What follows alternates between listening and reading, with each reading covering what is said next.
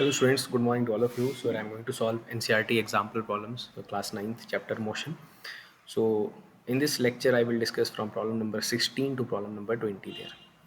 So ये हमारे पास question number 16 है and in this question a motorcyclist drive from A to B. So एक motorcyclist है जो कि ए से बी तक का जर्नी करता है with uniform speed 30 kilometre per hour and then return backs with 20 kilometre per hour. So जो ए से बी गया वो गया था 30 की स्पीड के साथ.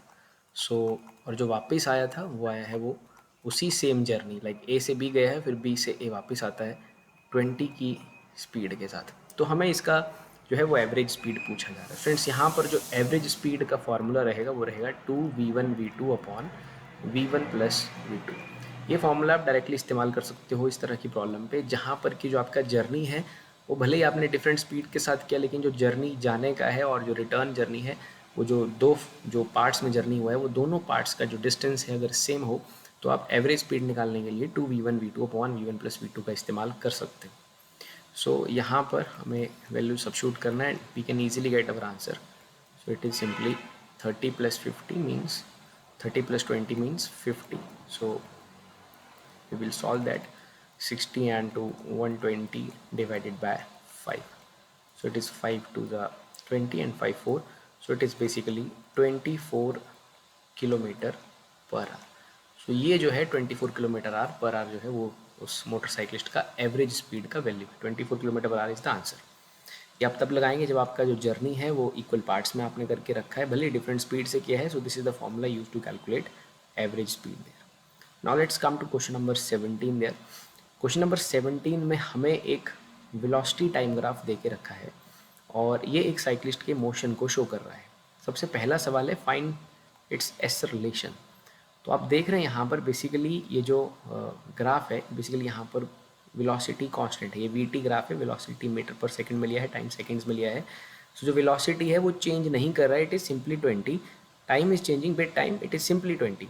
सो इट मीन्स दैट यहाँ पर जो वेलोसिटी है वो कांस्टेंट है. So if velocity is constant it means acceleration is zero because change of velocity with respect to time is known as the acceleration, but here velocity is constant so acceleration is equal to 0. so यहाँ से acceleration का answer आ जाएगा 0 जो कि first part का answer है.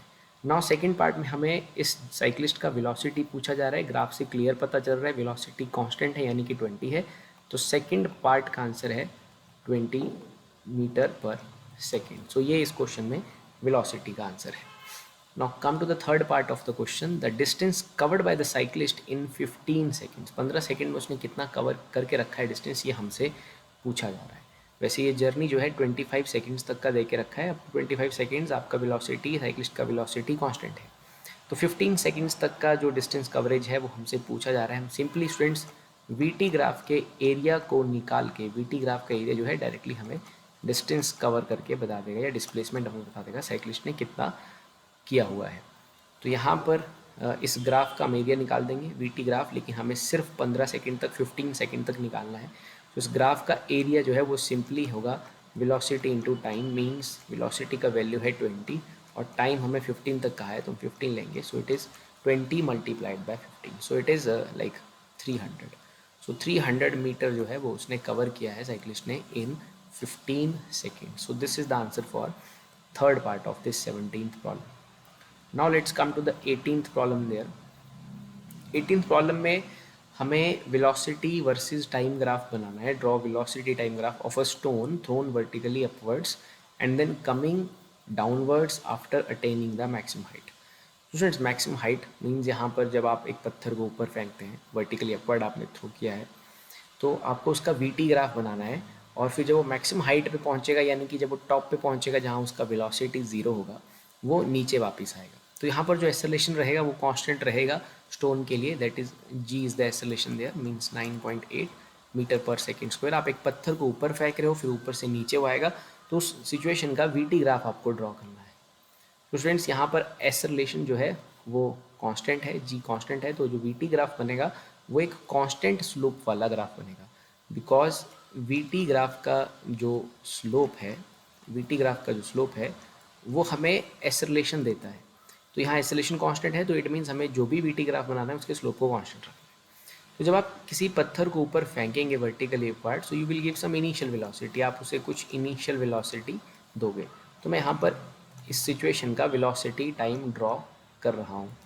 सो हमने पत्थर को कुछ स्टार्टिंग में इनिशियल वेलोसिटी दिया होगा, फिर जब वो अर्थ की तरफ जब ऊपर की तरफ गया होगा तो धीरे धीरे उसका वेलोसिटी कम हुआ होगा और अल्टीमेटली एक पॉइंट आने पे उसका वेलोसिटी ज़ीरो हुआ होगा। सो यहाँ से हमने अपनी जर्नी को मतलब अपने स्टोन को थ्रो किया था। सो इनिशियली उसका वेलोसिटी था u। जैसे जैसे वो ऊपर जाता गया टाइम के साथ, हमने एक्स एक्सिस में टाइम प्लॉट करके रखा है, लेट सपोज सेकंड में लेके रखा है। तो हमने किसी पत्थर को प्रोजेक्ट किया, ऊपर फेंका। सो जैसे जैसे वो ऊपर गया उसका जो वेलोसिटी है वो मैक्सिमम हाइट तक पहुँचते पहुँचते ज़ीरो हो जाता है। सो विद टाइम उसका वेलोसिटी ज़ीरो होगा। हमने वी टी की जो स्लोप है वो कांस्टेंट रखी है बिकॉज एक्सेलरेशन यहाँ पर कांस्टेंट है। तो जैसे ही वो मैक्सिमम हाइट पे पहुँचेगा वो फिर नीचे की तरफ आएगा, फिर एक्सेलरेट करेगा। लेकिन अब उसका जर्नी का जो डायरेक्शन है वो चेंज कर जाएगा। वो पहले आपने कुछ इस तरह से ऊपर तक थ्रो किया था, अब वो ऊपर से ऐसे नीचे आएगा। अभी डायरेक्शन ऑफ मोशन जो है वो चेंज हो रहा है। हमें लेकिन हमारी एक्सेलरेशन स्टिल कांस्टेंट है, तो हमारा वी टी ग्राफ हमने नेगेटिव साइड में बनाना है। बिकॉज अगर हमने फर्स्ट ऊपर की जर्नी को पॉजिटिव डायरेक्शन में दिखाया तो हम डाउनवर्ड जर्नी को नेगेटिव साइड में दिखाएंगे। लेकिन again still we show it with a constant slope. यहाँ पर हम इसको माइनस यू दे देंगे। इस तरह से जर्नी हमारी हो रही है। With time this type of graph will be there. First we have some velocity up to the maximum height, the velocity comes zero after some time, and then again this stone get accelerated in the downward direction, and but the slope of the graph will be a constant slope. इस तरह से इसका VT graph बनेगा। तो ये situation है जिसमें आपने एक स्टोन को ऊपर थ्रो किया है, ये उसका VT ग्राफ है। फर्स्ट आप पॉजिटिव साइड में दिखा रहे हैं, दूसरा आप नेगेटिव साइड में दिखा रहे हैं, बिकॉज मैक्सिमम हाइट के बाद जो डायरेक्शन ऑफ मोशन है वो चेंज हुआ है। ये जो आप पॉइंट यहाँ पर है, this is velocity at highest point है, this is velocity at highest point. इसके बाद क्योंकि उसने अपना डायरेक्शन चेंज किया है। This is the answer for the 18th problem students. Now let's come to the 19th problem. 19th problem की तरफ बढ़ते हैं। Object dropped from rest at height of 150 meter and simultaneously another dropped from 100 meter. What is the difference in their heights after 2 seconds? Both object drop with same acceleration. How does the difference in height vary with time? तो यहाँ दो situations दे के रखी हैं। आप एक object को simply drop करते हो, मीन्स ड्रॉप करते हो, रेस्ट से इनिशियल वेलोसिटी ज़ीरो है, आप ड्रॉप करते हो हाइट ऑफ 150 मीटर से, और साइमल्टेनियसली आप एक और ऑब्जेक्ट को ड्रॉप करते हो और बिल्कुल सेम टाइम पे साइमल्टेनियसली उसे भी ड्रॉप किया जाता है। दोनों का एक्सेलरेशन सेम है जो डाउनवर्ड डायरेक्शन में रहेगा यहाँ पर। इसको आपने ड्रॉप किया है 100 मीटर से। तो हमसे पूछा जा रहा है कि 2 सेकंड के बाद उनकी हाइट्स में क्या डिफरेंस रहने वाला है। हम यहाँ पर इक्वेशन ऑफ मोशन का इस्तेमाल करेंगे, s equal to u t plus half a t square. हम देखेंगे कि 2 सेकंड में ये कितना मूव किया है और ये कितना मूव किया है। तो रेस्ट से ड्रॉप किया है, सो इट इज़ लाइक जब ड्रॉप किया है तो u is zero there, so it is half. Acceleration जो है हमें यहाँ पर क्वेश्चन में लिखा नहीं है कि लाइक हमें क्या एक्सेलरेशन लेना है। सो लेट सपोज यहाँ पर हम इसको जी को 10 ले लेते हैं, हमें दिया नहीं गया है कुछ, हम दोनों ही केसेस में कर रहे हैं तो हम दोनों ही केसेस में जी ले लेंगे, जिससे कि कंपैरिजन पे कोई फ़र्क नहीं पड़ेगा, हम आसानी से कंपैरिजन कर पाएंगे। या हम सिंपल ए टी स्क्वायर भी स्टूडेंट्स इसे लिख सकते हैं, बट हमने सिंपली मैथमेटिक्स करने के लिए इसको जी को 10 ले लिया। सो इट इज़ 10 इंटू 2 स्क्वायर। देखना चाहते हैं कि 2 सेकेंड्स में ये कितना मूव किया है। सो इट इज़ लाइक 2 5 ज़ 10, so S is equal to 20 metre. So after 2 seconds like इसका जो हाइट रहेगा अर्थ से या सरफेस से जहाँ से भी हम मेज़र कर रहे हैं, इट इज़ सिंपली 130 मीटर। इसके साथ हम लिख लेंगे after 2 seconds it is at 130 meter of the surface, क्योंकि 2 सेकेंड्स में 20 मीटर इसने मूव किया है। सिमिलरली हम दूसरे स्टोन पे आ जाएंगे, उसके लिए एस निकालेंगे, अगेन उसका यू टी भी ज़ीरो होगा बिकॉज उसे भी ड्रॉप किया गया है साइमल्टेनियसली, और ड्रॉप किया गया है बेसिकली, तो यू ज़ीरो है हाफ, एंड एक्सेलरेशन को हम 10 ले लेते हैं।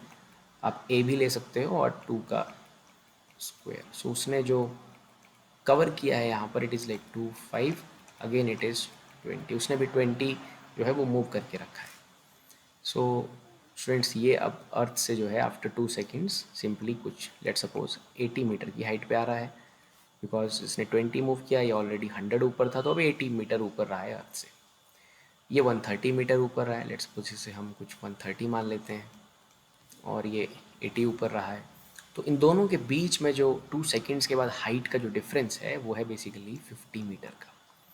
तो जो हाइट डिफरेंस है दोनों स्टोन्स के बीच में, that is 50 meter. So starting में भी 50 मीटर का था, लेकिन बाद में भी 50 मीटर का है।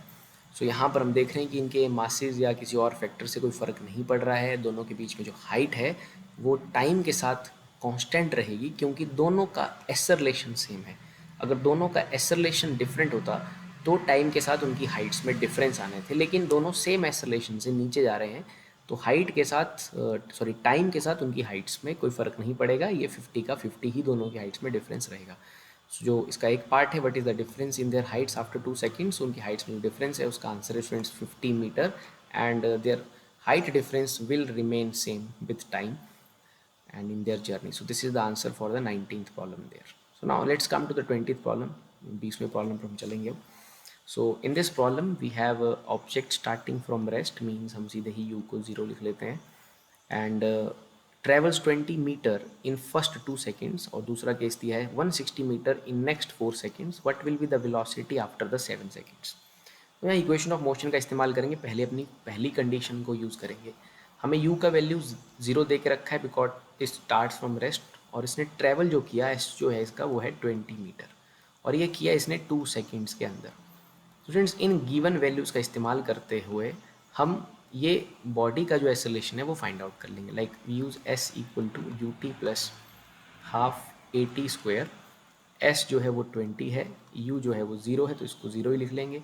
हमारे पास बचता है हाफ ए। 2 सेकेंड्स की बात करके रखिए, हम पहले 2 सेकेंड्स के पार्ट को डिस्कस कर रहे हैं, तो एक 2 से 2 कैंसिल हो जाएगा। तो यहाँ से हम एक्सेलरेशन निकाल लेंगे 20/2। So basically 10 metre per second square हमारे पास एक्सेलरेशन आ जाता है। तो मीन जो 2 सेकेंड का जर्नी था इसके दौरान हमारा जो एक्सेलरेशन था वो 10 मीटर पर सेकेंड स्क्वायर था। अगली कंडीशन इसने दिया है कि इस बॉडी ने जो मूव किया है वो किया है 160 meter in next 4 seconds. So in 4 seconds ये बेसिकली मूव करता है 160 मीटर इन नेक्स्ट 4 सेकेंड्स। तो हम क्या करेंगे यहाँ पर कि हम देख लेंगे कि एक तो ये मोशन जो है एक एक्सेलरेटेड मोशन है। सबसे पहले हम ये देखेंगे कि अब ये जो मोशन यहाँ पर हुआ है 2 सेकेंड के बाद, वो 2 सेकेंड के बाद what was the final velocity, क्योंकि 2 सेकेंड के बाद जो फाइनल वेलोसिटी है वो अगले 4 सेकेंड्स के लिए इनिशियल वेलोसिटी बन जाएगी। तो हम पहले उसे निकाल लेंगे simply v equal to u plus 80 का इस्तेमाल करते हुए। सो u 0 था स्टूडेंट्स, एक्सेलरेशन 10 हमने निकाला है। सो हम देख लेंगे कि after 2 seconds what will be the velocity. तो हमारे पास 20 मीटर पर सेकेंड अपनी वेलोसिटी हमें मिल रही है। तो यहाँ से हमें वेलोसिटी का वैल्यू मिल चुका है 20 मीटर पर सेकेंड। अब हम यहाँ से अपने बॉडी के लिए ये देख लेंगे कि अगले 4 सेकेंड्स के दौरान इसका क्या एक्सेलरेशन रहा, क्योंकि हमें एक्सेलरेशन का पता करना पड़ेगा। अगर जर्नी के दौरान 4 सेकेंड के दौरान और 2 सेकेंड के दौरान अगर हमारे पास डिफरेंट एक्सेलरेशंस हैं तो हमारे पास हमें अलग अलग पार्ट्स में प्रॉब्लम को सॉल्व करना होगा। पहले 2 सेकेंड में हमने देखा कि एक्सेलरेशन वाज 10, और अगले 4 सेकेंड्स में हम देख रहे हैं कि जो वेलोसिटी है 2 सेकेंड के लास्ट में वो 20 है, और अगले 4 सेकेंड्स के लिए वो इनिशियल वेलोसिटी बन जाएगी। तो यहाँ से again s equal to u t plus half a t square का इस्तेमाल करेंगे। So we put the value s like it is 160। हमारे जो ये 4 सेकेंड की जर्नी है जिसमें हम t को 4 ले रहे हैं, उस सेकेंड की जर्नी की जो इनिशियल वेलोसिटी थी वो असल में पिछली जर्नी की फाइनल वेलोसिटी थी। अगली जर्नी के लिए वो इनिशियल बन चुकी है। So it is 20 there plus half a, और टाइम है 4 सेकेंड्स। सो हम इसे सॉल्व कर लेंगे। 160 80 प्लस लाइक इट इज़ 16, तो यहाँ से जब डिवाइड करेंगे 8 बचेगा। So it is 8a। So it is like 80 is equal to 8a and acceleration is equal to 10 metre per second square. It means that अगला जो जर्नी था वो जर्नी भी हमारी सेम टू सेम एक्सेलरेशन के साथ हमने कवर करके रखी है। अगले जो 4 सेकेंड्स थे उसमें हमारी जो एक्सेलरेशन थी it is again a constant, means पहले 10 थी अगली बार भी 10 थी। तो अब हमें पता चल चुका है कि इस क्वेश्चन में जो हमारी एक्सेलरेशन रही है इट इज़ सिंपली 10 देयर, और अब हमें सीधे ही हम 6 सेकेंड की जर्नी स्टडी कर चुके हैं, 7 सेकेंड में जाएंगे, बट हमारा एक्सेलरेशन जो है वो 10 है पूरे पार्ट में। सो अब हम सीधे सीधे अपना आंसर निकाल सकते हैं कि हमने हमारा वेलोसिटी क्या रहा होगा at the end of 7 second. Just 1 minute. what will be the velocity after 7 seconds from the start. So we use the relation that is v is equal to u plus 80 students. इस पूरे 6 second के दौरान हमने observe किया कि acceleration is 10. सो हम पूरी journey एक साथ अब लिख सकते हैं. सो हमें velocity at the end at the after 10 seconds 7 seconds पता करना है. सो वी हमें निकालना है. You body start from rest 0 put कर देंगे. एक्सेलरेशन 10 है एंड आफ्टर 7 सेकंड्स पूछा जा रहा है. So v is equal to 70. So 70 meter per second is the velocity after 7 seconds from the start. So ये हमारे पास आंसर आ रहा है इस प्रॉब्लम का. तो हमने इसे पहले 2 पार्ट्स में चेक किया कि what was the acceleration, then we confirmed that it is 10 in this entire 6 seconds. So after 7 seconds हमसे पूछा गया, we simply use b is equal to u plus 80.